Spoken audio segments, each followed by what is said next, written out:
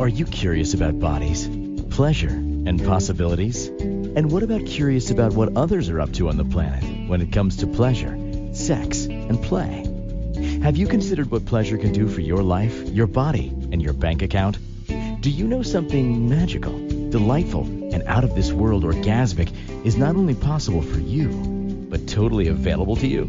If you're ready to be the magical, sexual, sexy beast you know you can be, and you just need the tools to get there, you're in the right place. Now, here is the host of The Pleasure Zone, sex, relationship, and intimacy coach and holistic health practitioner, Milica Jelenic. Welcome, my sweet pleasure seekers.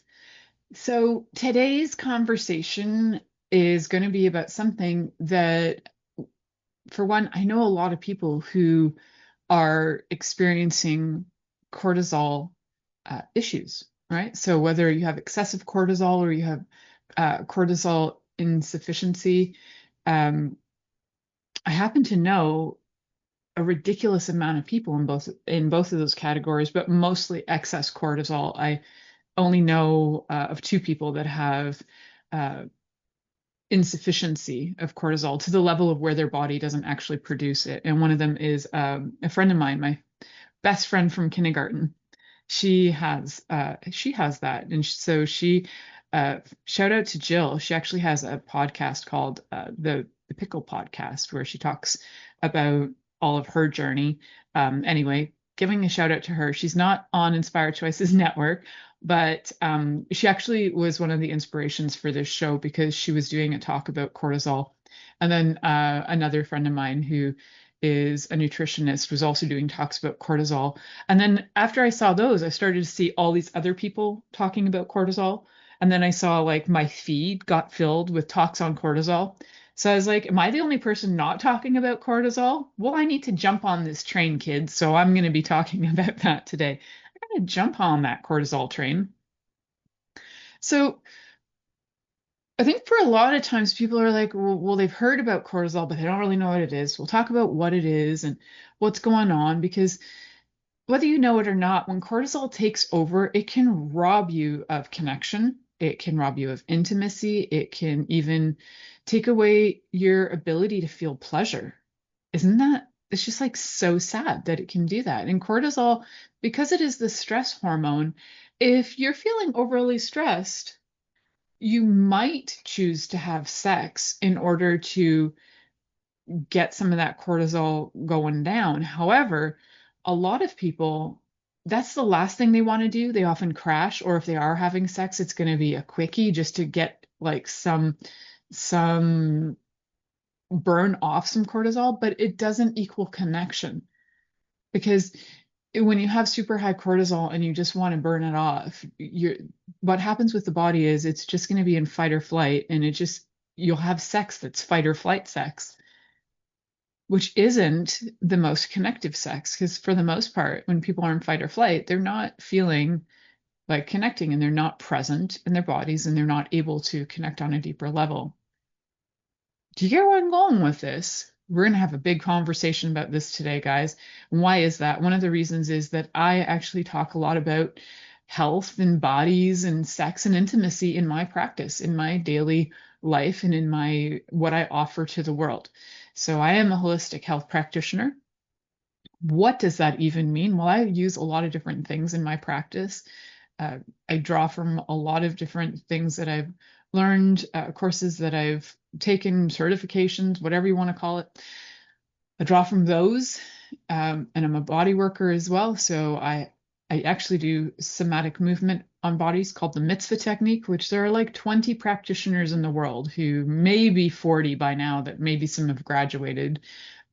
It's not a fast course. The one that I did was, luckily I have a mother who also is a mitzvah teacher, so she became my mentor, and also I apprenticed with her for 3 years. I worked on everybody she worked on. I learned everything she knew, plus I worked with not all of her colleagues. I worked with a handful of her colleagues to also learn what they did that was different than what she did. And because it is kind of an art, so you kind of add your own thing to it. And now I kind of do my own thing with it because again, it is a kind of an art in that the way that you do it. There are basics, just like art, there's color theory, but then you add your own vibe to it.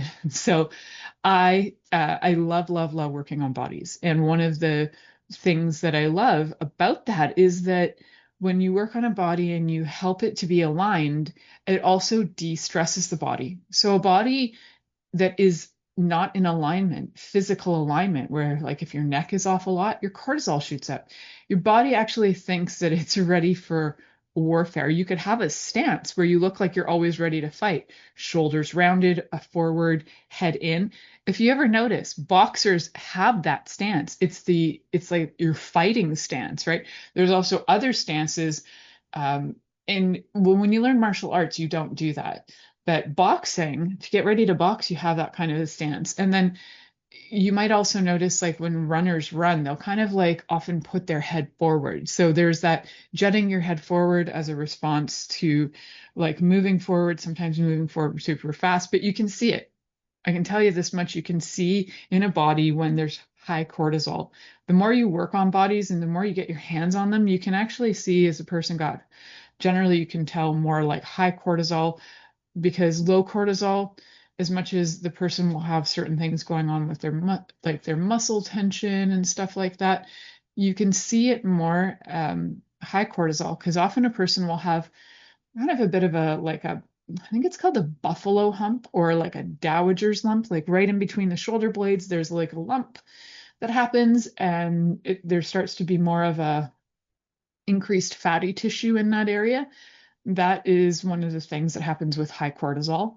You can see it in either people's sleep reports, like if you're taking a really long health history of them or personal history, you'll find that they'll probably report having really bad sleep habits. So there's a lot of things that will indicate that. And we're going to talk about the difference between really high cortisol, really low cortisol, where we should be at, how do we know what's going on, what's toxic levels, what's the difference between normal and toxicity, how is it defined, how do we know what we got, do we have it, maybe we don't, right?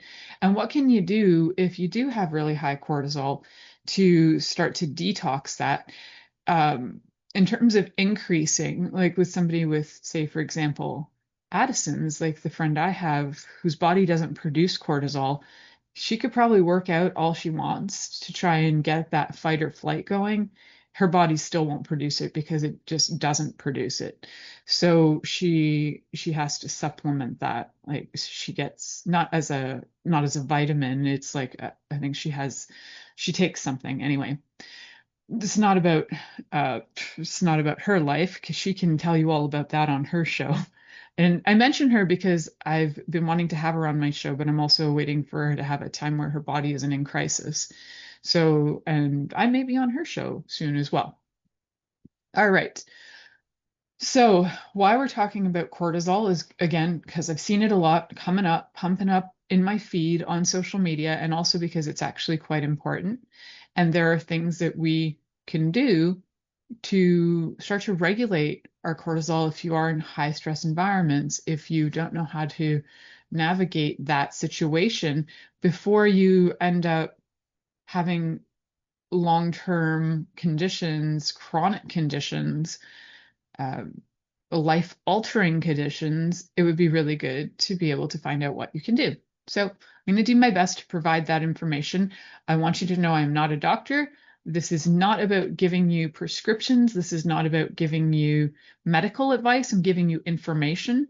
If the information feels like you want to move forward with it, by all means, if you want to work with your naturopath, if you want to work with somebody in the natural health field, that's one route. If you want to go allopathic, go see your doctor or your nurse practitioner, whatever your medical provider is. If you want to see both, go right ahead. If you're curious about what I do and want to know if I can assist, happy to get on a call with you. My first consultations are free.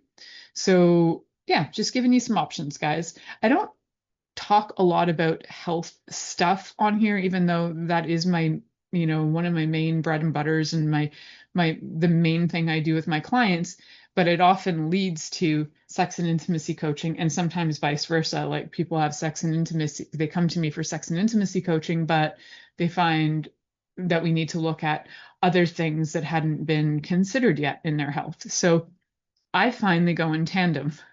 It's just how I interpret the world. Sex and intimacy and health, they go in tandem. And one of the reasons is because you can tell a lot about somebody's hormone levels, about how they respond to sex. And that's aside from whether they have preferences, like, or how they identify. Like, they might just not desire sex and they maybe never have. Maybe there's been, past traumas and things like that. I've done a lot of shows on trauma, so you can go back and listen to those too. We will talk a little bit about that, but I'm not going to dive deep on that today. All right. So I love talking about this stuff because I feel like there is just never enough information out there. And sometimes, you get on, you start talking, and all of a sudden, I don't know about your brains, but my brain starts to do this thing where I'll go off on tangents. And I don't know, I've never been diagnosed ADHD, but I was in special classes for the smart kids. Just letting you know, we were like a strange little crew of kids who got work done really fast and just multitasked, and yes, couldn't focus very well, so had to do 5 things at once. And one of the things that I do love to do is to be able to work with people on so many different things. So where was I going with that is that I love to share that information because my brain will operate in funny ways to be able to connect certain dots that a lot of people don't see. And I might connect some weird dots, and then I might come up with information that's surprising. I always thought like my grandpa was like Dr. House, but the older I get, I start to think I'm a bit strange like Dr. House, and I start to see weird, strange connections. And I say that because like tonight I was just started to rewatch Dr. House before the show, and I was like, oh yeah, I kind of operate like him, like totally out of the, well, wait, there is no box. Totally out of the box where there is no box. Yeah. So I can be a bit like that, for sure. And again, I'm not a doctor, not claiming to be one. I am a holistic health practitioner, so I do work with bodies in a very different way. I look at you holistically, which means what's going on in your life? How are you emotionally, physically? What's going on? What's going on in, like, have you had any reports on your blood work? What's going on there? Have you had any other things going on spiritually? Are you feeling disconnected? Like, all these things matter to me. And I look at your posture and see how you're doing, because that can tell a lot. All right, kids, we're legit jumping into a super fun conversation about cortisol tonight.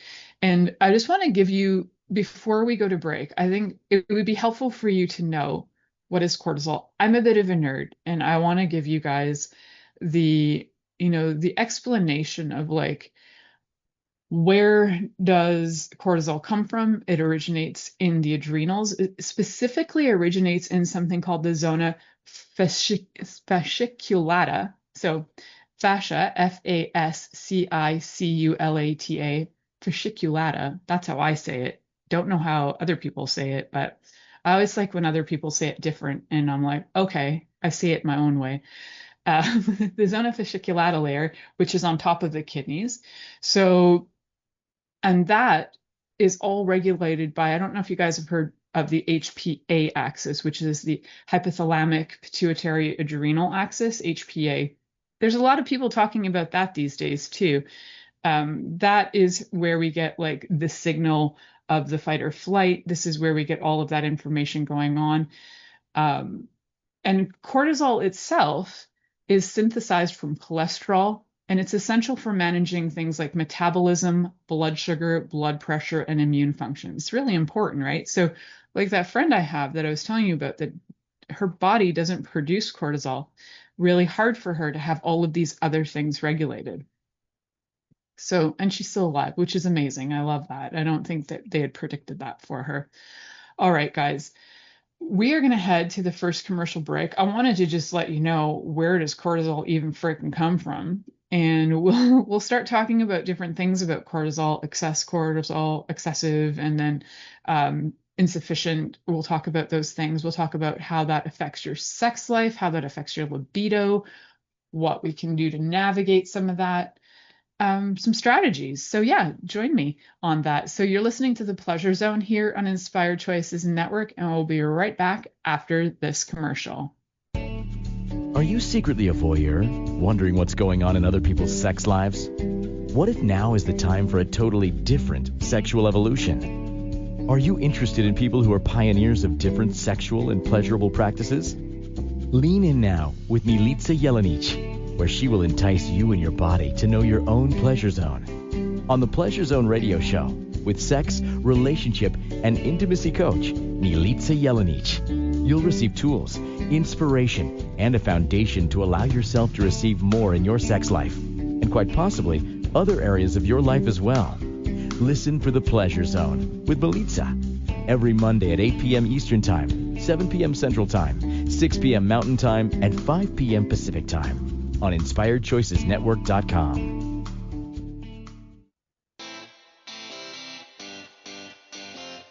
Are you a subject matter expert?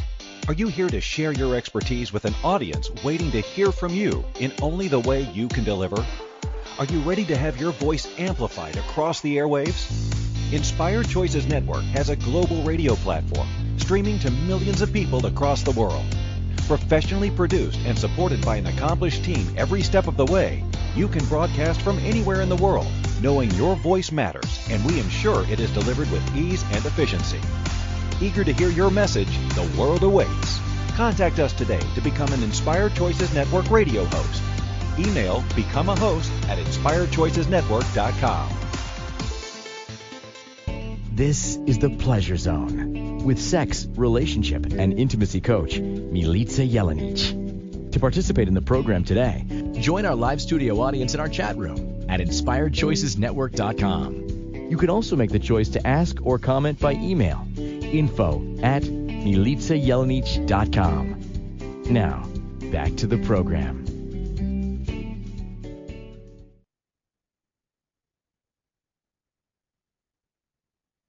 Welcome back, my sweet pleasure seeker.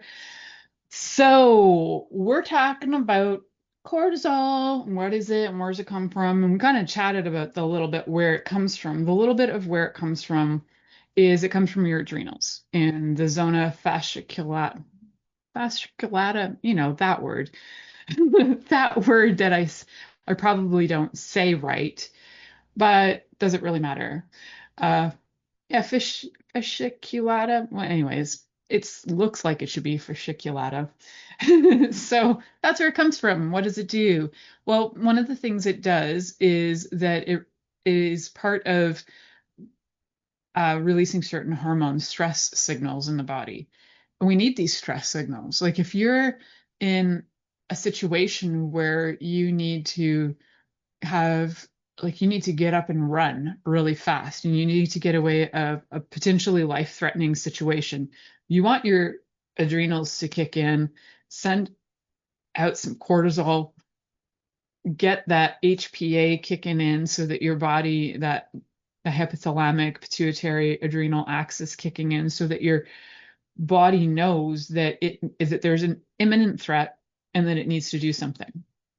Excellent. So now what happens is your body has responded to that imminent threat. You've got cortisol kicking into your body, and now it needs to do something with that cortisol.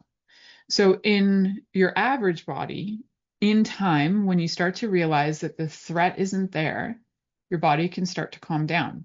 You also might notice that your breathing starts to change. You might start to take deep breaths, like in and out, in and out. I can actually give you a fine example. I just had a personal experience on the weekend. So I don't know if you guys know this, but for like 16 years of my life, I was a folklore dancer, Serbian folklore. And I laugh because it's fun and funny. But when I used to dance, when I like on stage and do performances, I used to have like super anxiety that would come up. Performance anxiety, but now I can identify it as probably performance anxiety. And at a point, I would hold my breath, and my to the point where I think I had like so little oxygen coming into my body. There might be like a 4-minute performance, and I was like top notch at pretty much holding my breath the whole time. I didn't realize that I was like a breath hold expert. Um, I'd get flushed. People would always be like, "You're so red."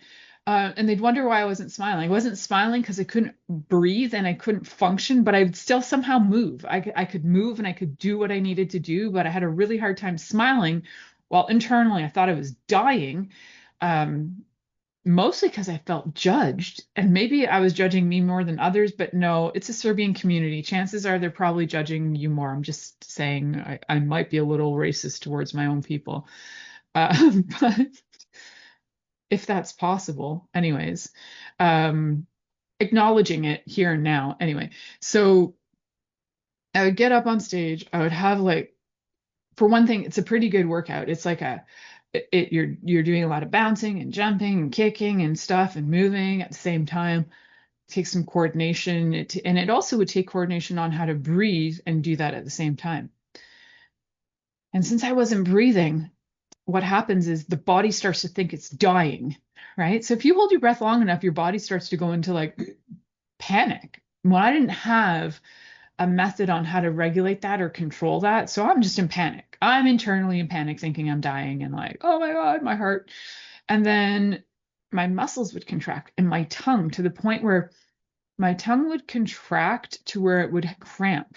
I don't know if you've ever experienced that. It's bizarre. Like my tongue at the back would cramp. I would come out of there where my breath would be maybe as shallow as like just at the base of my throat, like base of my neck, maybe base of my throat, even barely like coming down into my throat. It was shallow, and I would be like hyperventilating. Well, I just thought that was me, and that was just, I didn't notice other people doing that. So I also thought they were just more coordinated in that they could breathe and move at the same time. But now I'm starting to think that it had more to do with having anxiety attacks, performance anxiety, which is interesting.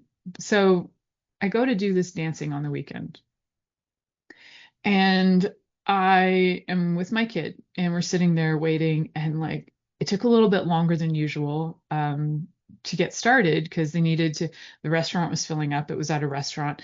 The restaurant was filling up. They needed some people to like finish eating to clear the dance floor. So it's already starting late. So my body is like, oh my God, and more people are coming in, and more people are coming in, and more people are coming in. And I have not performed in front of an audience for 30 years. And I'm going in pretty much cold turkey. And what I did do was a nerd thing, because I like to count things. I was like, let me make sure that I have my numbers correct on this. Like how many steps this way, how many steps this, how many kicks, how many this, how many steps back, how many blah, blah, blah. I wanted to get my patterns in because I love patterns. I wanted to make sure my patterns were correct. So I obsessively listened to the music over and over to the point where I think I drove my family nuts. So we're in the cafe, and I'm supposed to start to go on, and I'm like, oh. And then I noticed my kid's leg is like shaking. I'm like, how are you feeling? And Ziva's like, oh, no, I've been returning anxiety back to you. I'm like, well, thank you, because I am feeling it. I do have that right now. And I just need to be like, who fucking cares?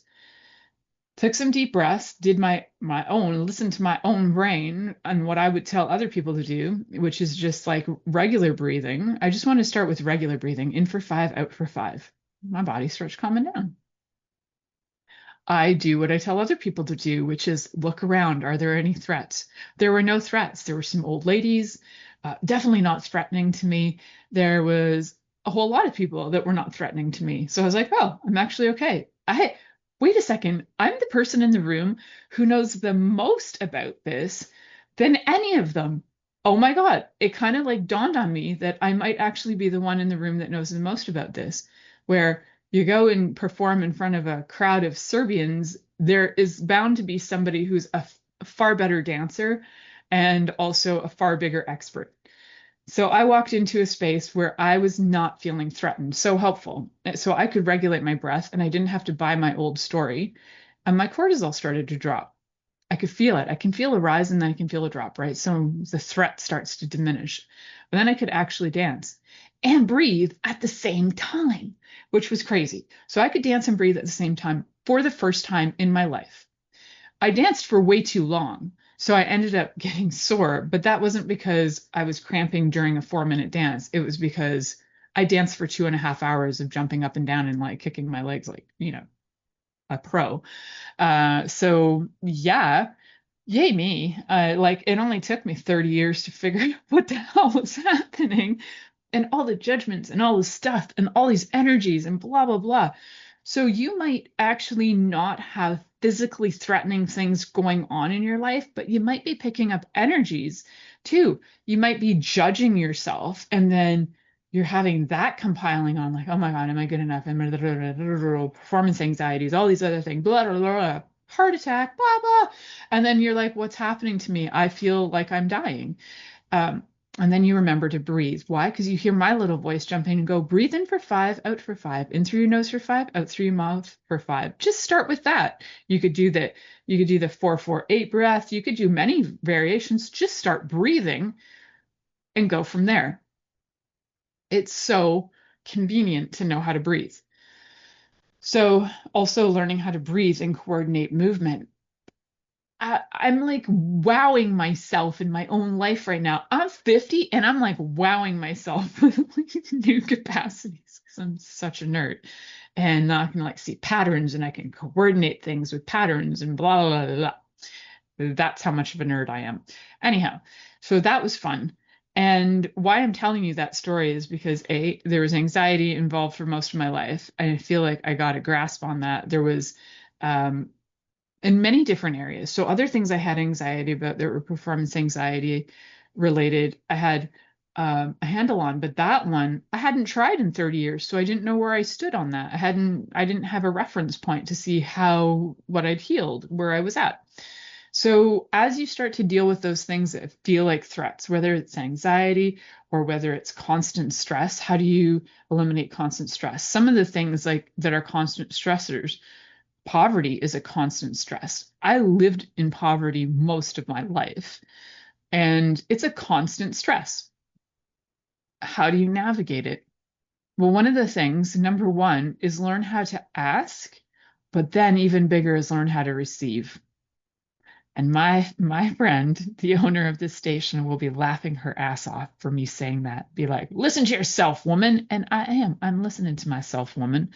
So so learning to A, ask, and B, receive, especially if you ask for something and then you get it, and then remember to be grateful.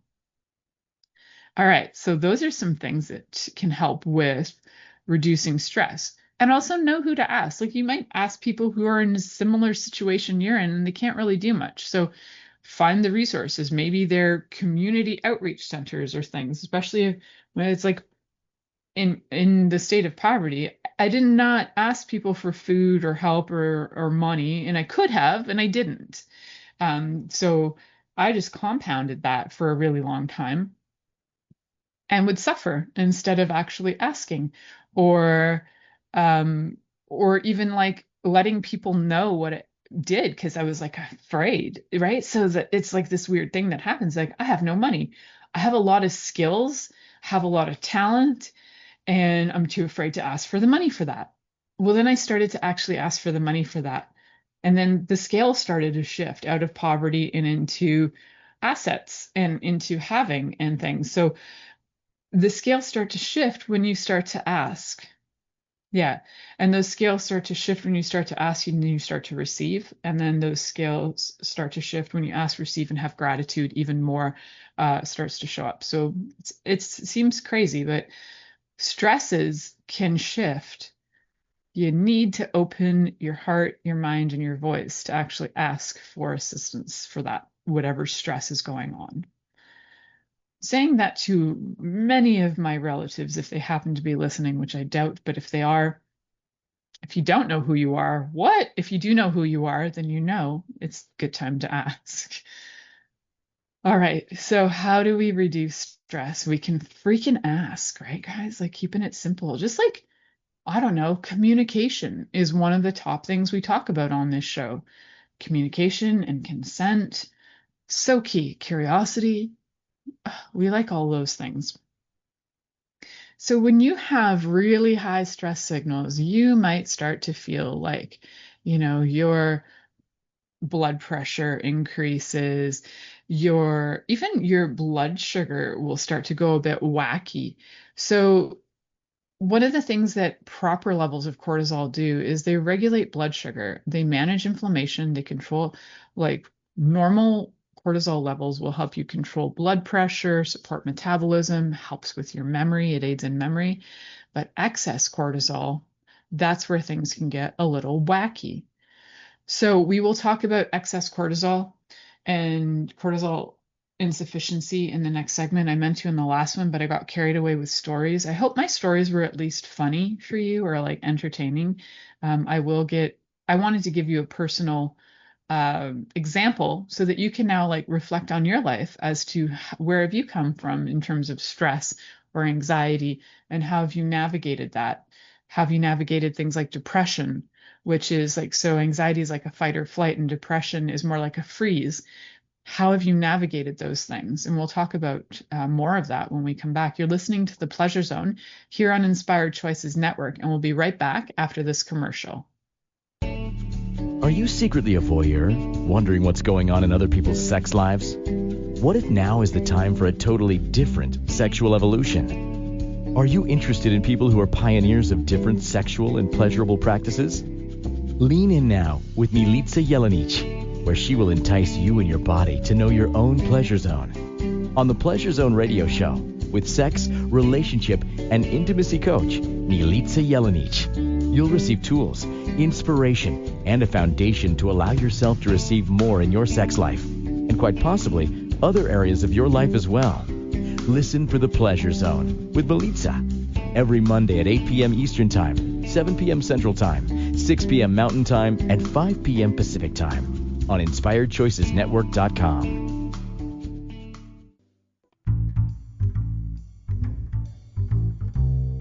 How wonderful would it be to carry your favorite Inspired Choices Network host with you throughout your day? Well, now you can. Inspired Choices Network now has its very own mobile app. Our free app offers live streaming shows, along with thousands of podcasts and TV episodes. Our shows cover a wide variety of topics. Whether you're waking up with us, carrying us through the day, and taking us to bed with you, we're always here for you to enjoy. We're easy to find. Just search for Inspired Choices Network in the Apple App Store or Google Play Store. This is The Pleasure Zone with sex, relationship, and intimacy coach, Milica Jelenic. To participate in the program today, join our live studio audience in our chat room at InspiredChoicesNetwork.com. You can also make the choice to ask or comment by email, info@MilicaJelenic.com. Now, back to the program. Welcome back, my sweet pleasure seekers. We've been talking about cortisol and how it affects your libido. I don't know about you, but when you're in like high stress, is your first thing that you just need peace and space? Or do you need to do something to burn off cortisol? Like what is your go-to? Some people like to meditate and deep breathe, and I'm all for that for sure. Sometimes for me, what I need to do, depending on the situation, like if I'm feeling stressed to the point where I can't move, I will encourage myself to move, even if it's just laying on the floor and rocking my legs back and forth. Not the happy baby thing. I'm talking more about just like bend your legs, have them bent, and then like you have your two knees and you just like back and forth, back and forth. I just get some movement rocking in my hips. So, do you need more space? Do you need more peace? I need oftentimes a little bit of movement, followed by some deep breathing, followed by if it's a really if it is one of those days, sometimes what I would also need after like deep breathing could be working on myself, so I could put my hands on my own body, or I'll ask my husband to put his hand on me. Even it doesn't even have to be sexual, it's just like hand on the heart, and then my body will calm down. It's that weighted feeling that can help with a lot of stress for me.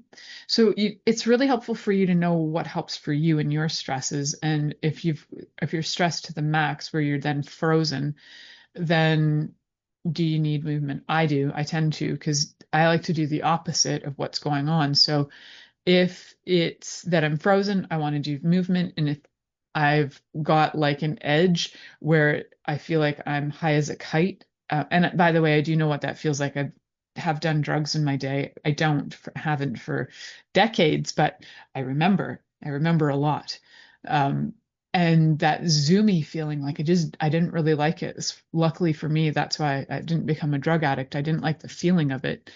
But those highs where you don't really know how to get out of that, like being on so much, that when I'm that high and it's like a fight or flight high, that's when I need to chill the F out. And then I will do like specific breathwork techniques. That's more of the anxiety phase, right? That's where it's like, whether it's a 4-4-8 breath work or the in for 5, out for 5.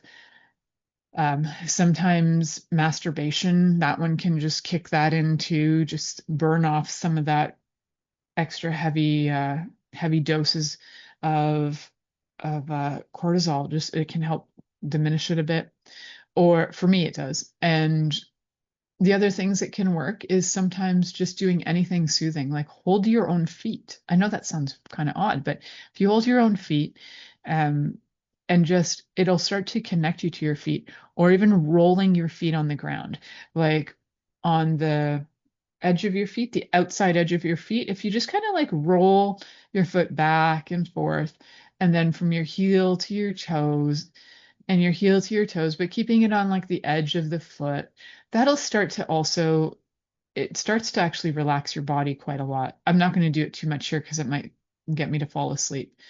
I find certain things that are like rocking motions, and if you can't rock your whole body, but certain rocking motions will help calm the body. That's rocking chairs and babies needing to be rocked and all that sort of stuff. It probably does bring us back into the womb energy of being rocked and swayed in the womb waters.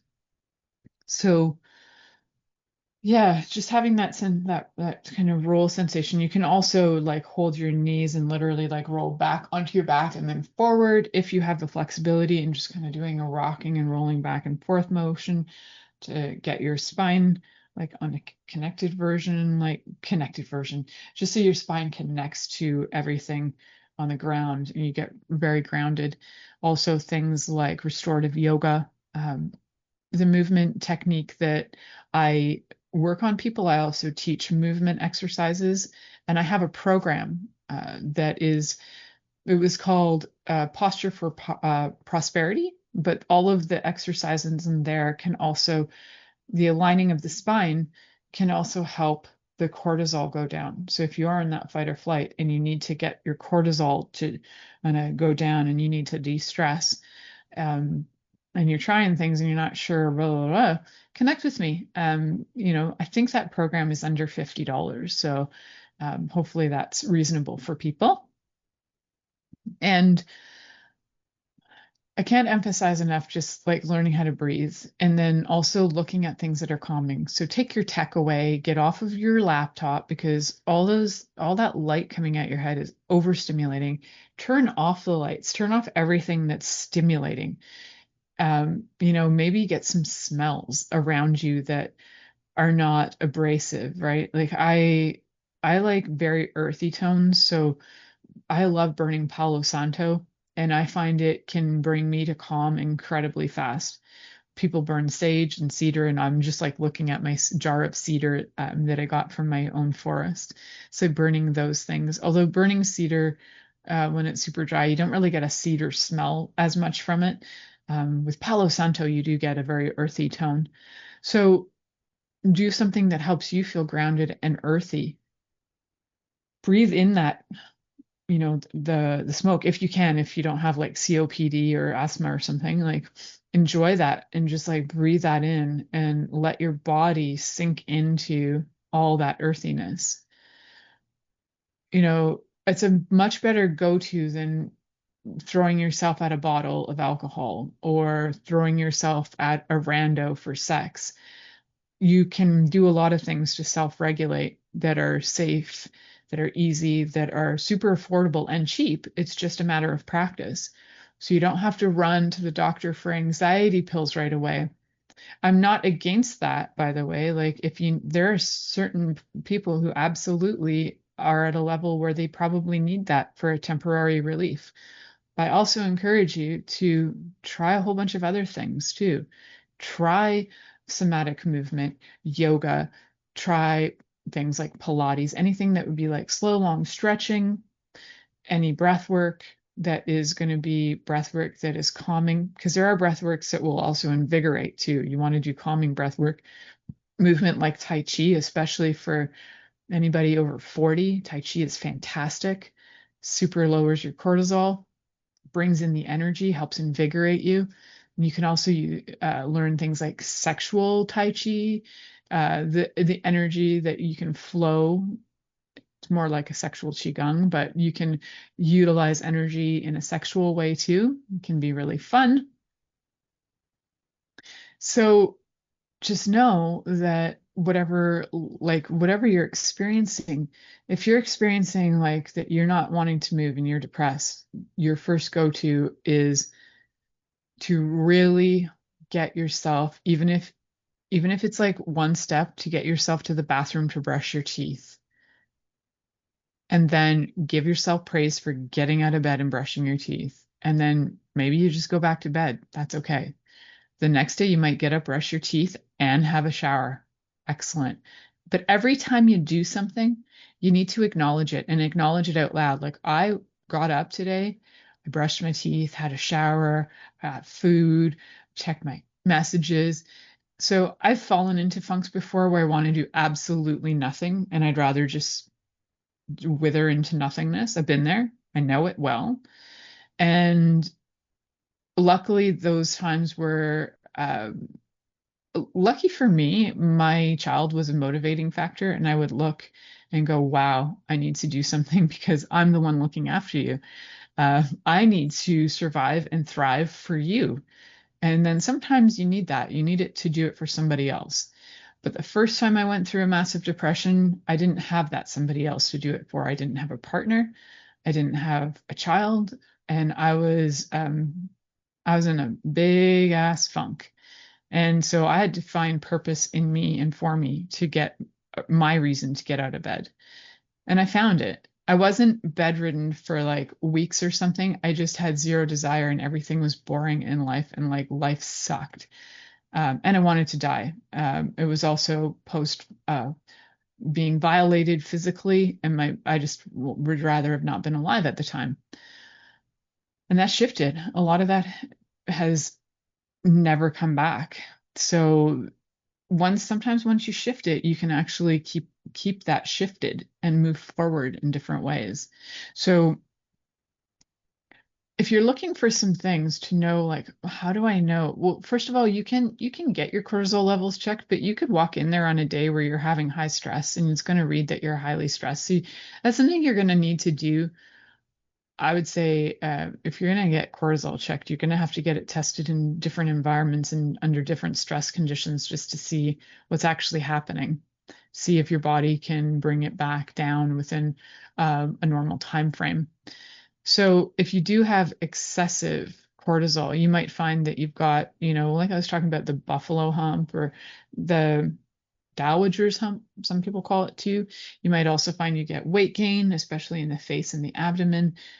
You might find you bruise more too and have breakouts like acne breakouts and high blood pressure and high blood sugar and sometimes potentially pre-diabetic or diabetic and musculoskeletal issues, muscle weakness, especially in arms and legs. And there's so many. If you want to look up the the list of excessive cortisol, go for it. I wanted to give you guys a few that are really common. Also things like headaches on a regular basis or poor sleep and insomnia. Those are all signs of high cortisol. The number one thing I would encourage you to do is, number one, if you are drinking caffeine of any kind, get off of that. It will increase your cortisol. So caffeine puts your body, the amount of coffee, so here's some research for you. The amount of coffee that is in one 250 ml coffee, like a standard Tim Hortons coffee, will have enough, that amount of caffeine will have the impact on your heart that could stop your heart. I'm not going to get into all the details on that. But it has the potential to stop your heart. The reason why it doesn't is because your adrenals kick in to start to regulate that.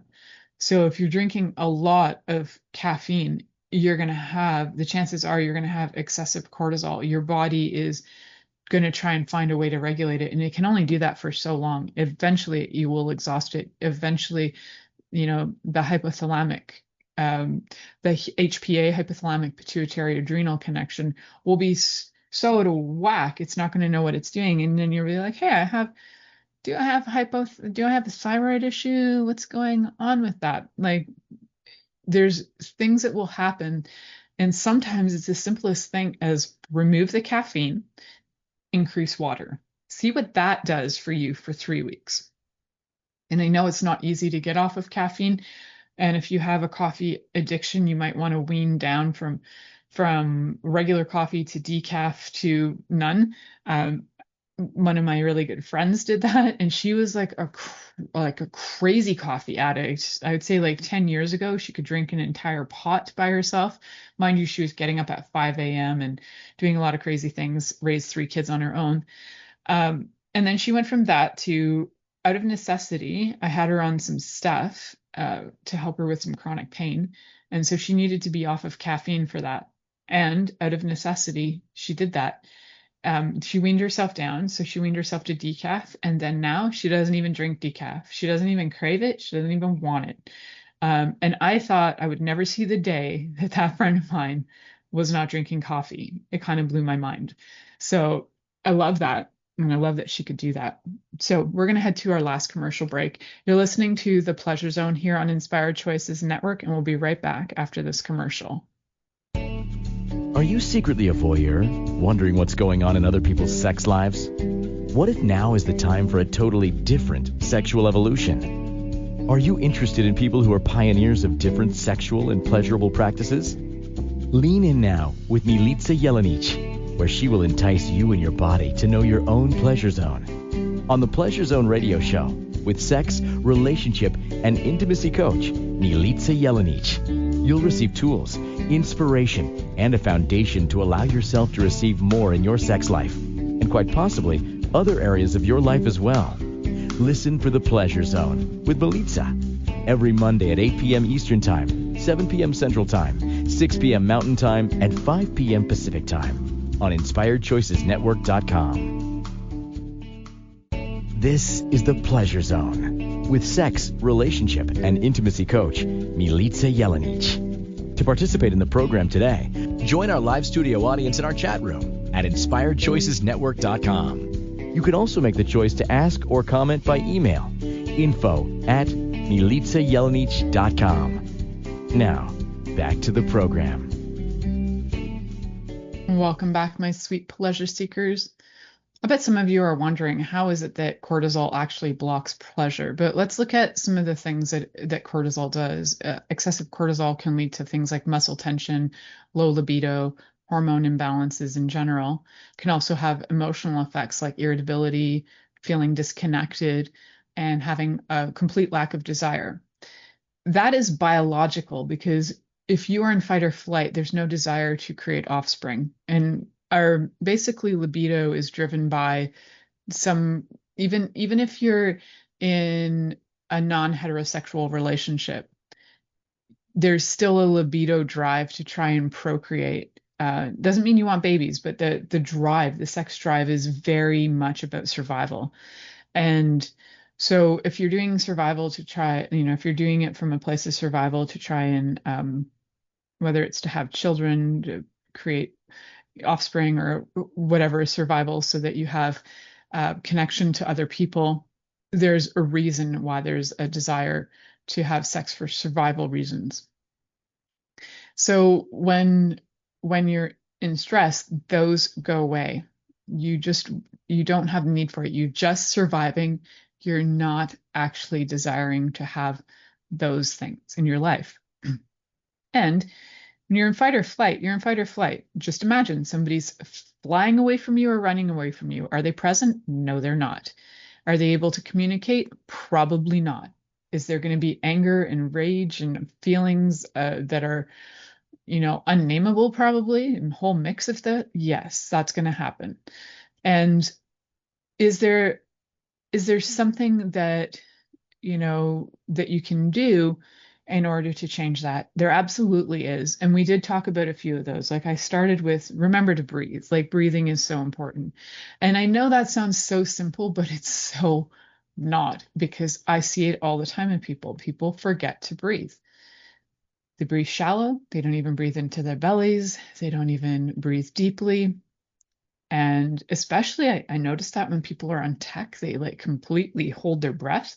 Also, like the posture of being on like a cell phone where your head is down looking at like a cell phone, that is actually shutting off oxygen. You're getting limited oxygen. It's like having a kink in a hose. You might get a little water out of that, but you're not going to get a lot. And so like a kink in a throat, you're going to get a little bit of oxygen in there, but not a lot. So proper posture increases your oxygen intake, helps your body function better, helps your brain function better, decreases your cortisol, helps your body reset. So these are all super important things to do, along with looking at what's going on with your diet. Are you eating a lot of things that are stimulants? Aside from caffeine, are you eating things like sugars and high carb things that are increasing energy, but then you're not burning them off? If you're burning them off, that's one thing. But caffeine in general, I would say, is a really good one to start with cutting out of your body if you have super high cortisol, because it is just, it's gonna eventually get you. So personally, what I like to do too, I like to do movement and stretching of all kinds. Those are super helpful. Walking is super easy and helpful. Me, backwards walker, helps with posture at the same time as you get more oxygen in. Also, there is information out there now that like for every step you do backwards is equal to 10 forwards. One reason is because your posture is different. You're taking in more oxygen. You're also engaging different muscles. So it can be a different workout. So if you did 1,000 steps backwards every day, it would be equivalent to 10,000 forward. So there's no reason to not be able to pull that off. It's only like 12 minutes to do that, even if you're doing it pretty slow. Also doing some pleasure practices on the daily, whether it's self-touch, which doesn't mean that you necessarily have to masturbate, but you could. And having sensual rituals for yourself. Maybe you're lighting incense, maybe you're turning on music that you love, maybe you're getting that bath going, getting into your cozy sleeping clothes, wearing something cozy, having a nice cup of tea, non-decaf, in the morning or before bed, surrounding your environment with things that help you calm your cortisol. So like avoiding the news. Who needs the news when it's going to work you up and make you want to get in a fight with somebody, or that you want to go out and kill leaders of the world? Maybe avoid the news for a while if you're in really high stress. This is a suggestion. And surround yourself like in your environment, put things in your environment that help you feel calm, like having really loud looking decorations might make your body feel alarmed and not calm. So your environment has a massive play on that too. So, if you're a massive hoarder, you might find that you're stressed because the clutter that surrounds you is also the clutter in your brain. And I'm so aware of that too. And so I take care of my dad's bookkeeping, and I had a bunch of his papers around, and I was like, I have to take care of this for my own sanity. So I did, and it actually helped a tremendous amount to be able to feel like moving forward. If you need any assistance and you want to if you want your own like personal blueprint of a program to help you get through your cortisol excesses, to get you some targets to help you to move through all of this stress, you can connect with me through milicajelenic.com, and you can just book a free consultation. Thank you for choosing to listen to The Pleasure Zone with sex, relationship, and intimacy coach, Milica Jelenic. We'll return next Monday at 8 p.m. Eastern Time, 7 p.m. Central, 6 p.m. Mountain Time, and 5 p.m. Pacific on InspiredChoicesNetwork.com. We hope you'll join us. Until then, have the best week of your life by choosing to be turned on and tuned in to your body.